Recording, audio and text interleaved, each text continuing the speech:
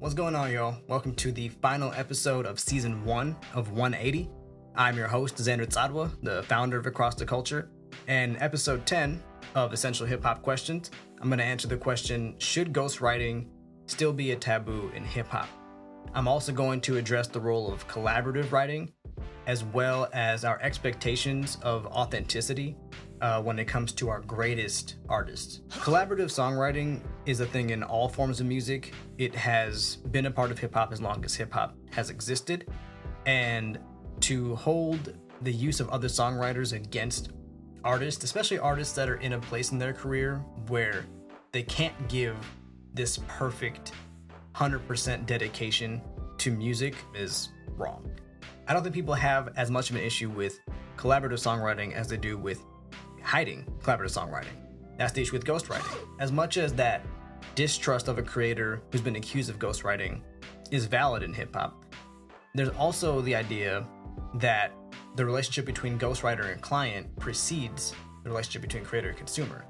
If a ghostwriter agrees to exchange credit for a certain whatever compensation and agrees to a certain workflow, then there's nothing that we can really say about that relationship. We can't really discredit an artist's claim to their work. Even if you don't respect it, you have to accept it. And that leads me to believe that the weight of a ghostwriting accusation on an artist's narrative should be evaluated on a case-by-case basis. And it depends on the brand of an artist. If we expect an artist to deliver hit after hit, keep the club jumping, how much do we care about their share in songwriting? On the other hand, a rapper that we trust to give us autobiographical raps, to be intimate about their experiences, their feelings, their relationships. A ghostwriting accusation to that career, especially for a significant portion of their discography, is alarming. But the last point I want to make is that ultimately, I think the principle of authenticity, which is a great and unique thing to hip hop, also holds back our ability to appreciate artists that have shown and proved the most. Our greatest scrutiny is usually reserved for the artists that are widely considered to be the greatest. On one hand, like, you want them to pass, that test. You want them to get out of the crucible and prove to everyone that there is no chink in their armor. At the same time, you have artists that have given you a decade's worth of credible, authentic, veritable work, and then you get them in these later stages in their careers outsourcing work to take care of the other responsibilities of being an artist that big, which often have nothing to do with music, and you hold this principle of authenticity over their head in a way to say, like, you'll never be 100% about the craft, when in reality, no one at a Drake level, a Jay, a Kanye level can be.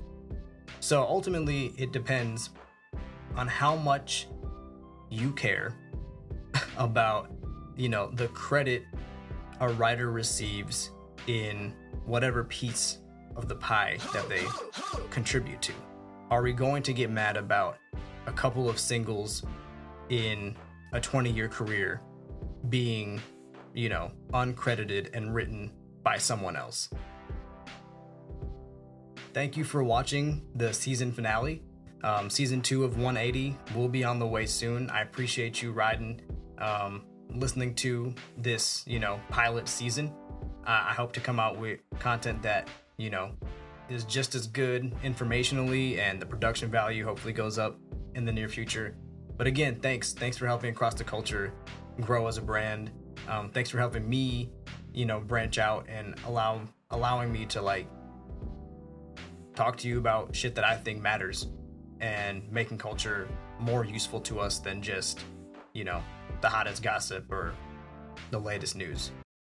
Peep the next one, stay tuned, and thank you.